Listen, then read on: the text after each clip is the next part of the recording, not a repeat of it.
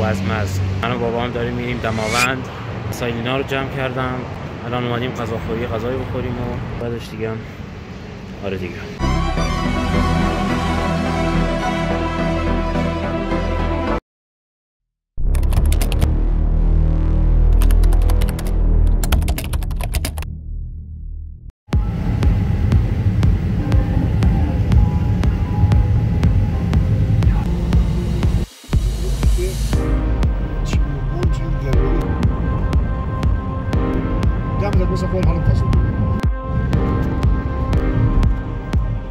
خیلی آبادی لیکن با کلاس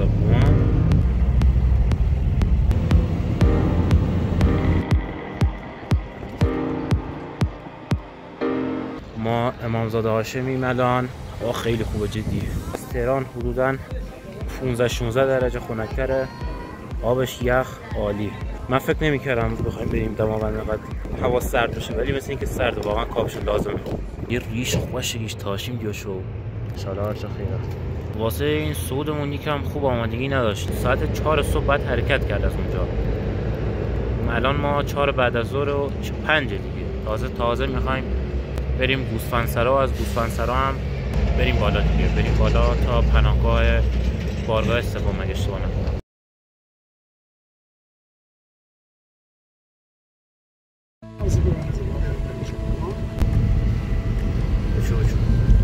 وادي دماوند.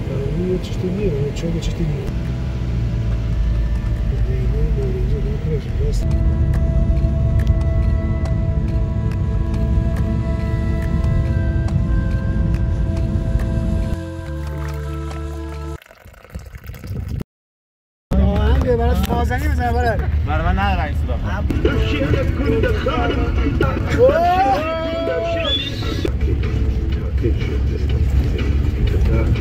ولاندیور هاتیمون تا گوسفندسراست.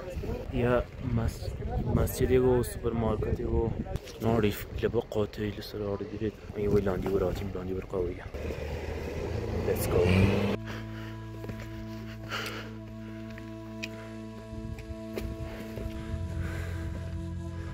دامنه دماوند از گوسفندسرا 1.5 ساعتی راه افتادیم و این هم کوه زیبای دماوند. خسته نباشی، خدا قوت، زنده باشی. حتما. چای چیز جالب، قاطر خودش راه بلد و میره پایین. ماشاءالله.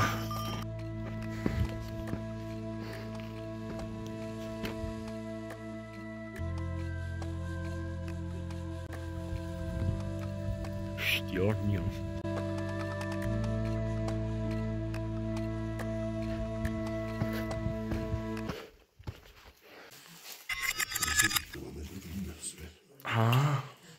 Resim suçuyla buraya suyu Kur'an değil mi? Bu değil mi?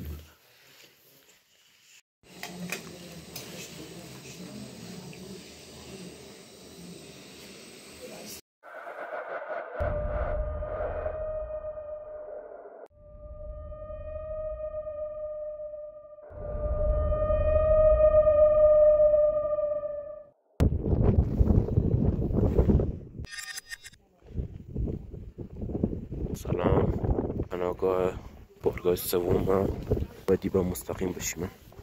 ساختمون رو ببینین. دیشب ما اینجا خوابیدیم. پناهگاه بونه گیس از این هستیم. حقیقتش رو بخواین یکم این سگ خوابیدیم دیشب. بهتون نشون میدم الان. اینجا ورودیه، ما طبقه بالاییم.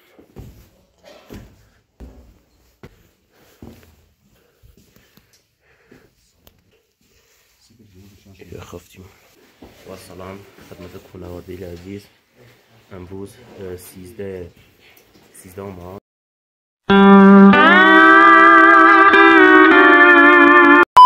13/5404 ما الان داریم امضا میکنیم. برم سرمون بود میکنم. اینم جای خواب دیشب ما. باید کم سری بیایی باقا ساعت 6 شوکیا. به سوان همینجور که میبینین آب یخ زده. ساعت 6:30 ما دیگه میخواییم صعود رو شروع کنیم.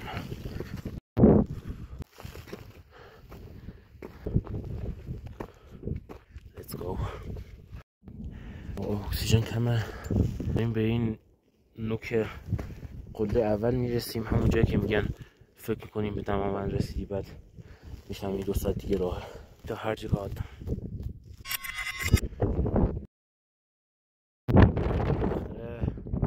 تقریبا آخر صعود فکر نکنم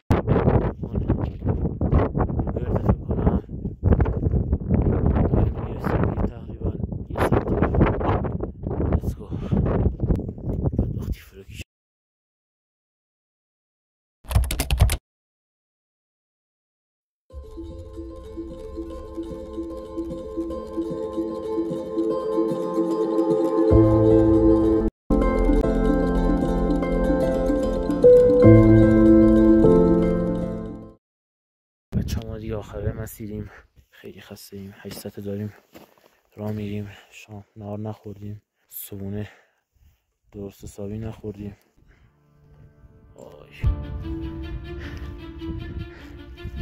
زار دیگه مشکل ما پیش داره. ادامه دیم. بچه ها گوه رو نگاه میکنیم که بخاراتشه. یه رو 20 دقیقه صحنه فوق العاده زیبا. بخارات گوگرد دیو سفید ایران. عفه شو بابا. دماوند پایدربند بسیار زیبا. ما را مسیر برگشتمون خیلی سخته. من و پدر عزیزم حدود 10 ساعت دارم میرم. کجا بیایم؟ چی میگی؟ از کجا بیایم؟ از همینجا؟ دمت گرم. برو بابا. آقا بالاخره بعد کلی مشکلات ما آمدیم قله دماوند. بابا هم کافت اونجا. ماشاءالله.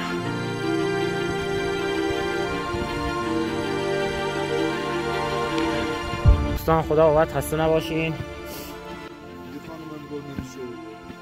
چی؟ نه دست دارنه فاطیما.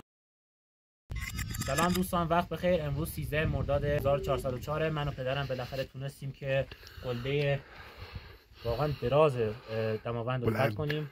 بلند بام ایران واقعا بام خاورمیانه. ولم کن واقعا خیلی سخت بود. داستانش رو بعدا تعریف میکنم. سری مشکلات تنفسی و خورد و خوراک اینا پیش اومد، ولی بالاخره اومدیم بالا. دور تا دور بگیر تا نشون ادیت ازانی دیدا بگیر کیکی لازم نشان بیا که ما یکی از کوهنوردای عزیز رو با شخصیت لطف کردن واسه تولد 34 سالگیشون کیک آوردن بام ایران.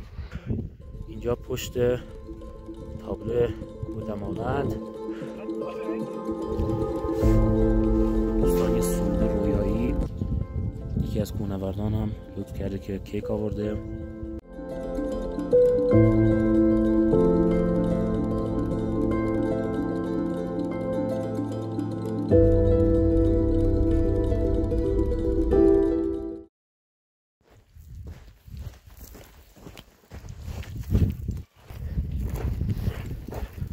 Şuna peşten eskiyim nare.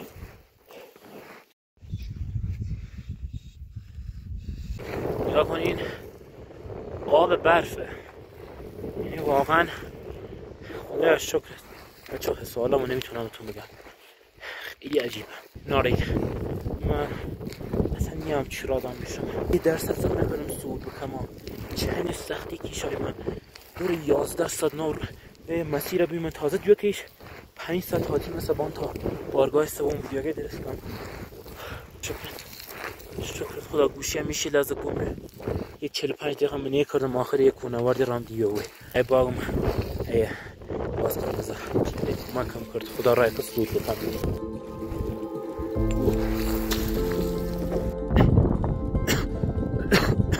بریم راسیم پناهگاه.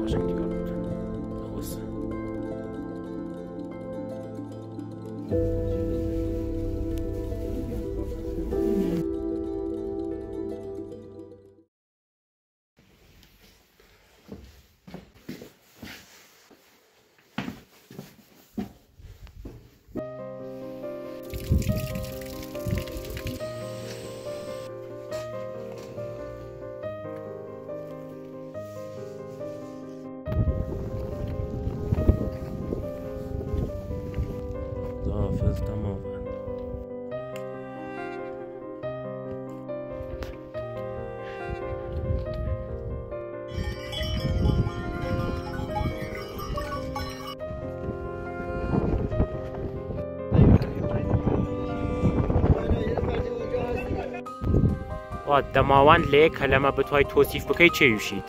یک کلمه. تلاش و موفقیت. زنده باد.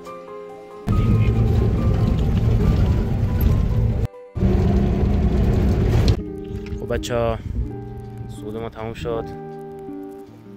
برای چون مزید بود. ما الان رسیدیم پارکینگ. ممنون میشم دیگه لایک، شیر، ساب، کامنت خوب. حالا که خوشتون اومده باشه. تجربه خیلی سخت و جالبی بود واسه من. این طور چیزی رو هر کی باید تجربه کنه تو زندگی. میبینمتون. یا حق.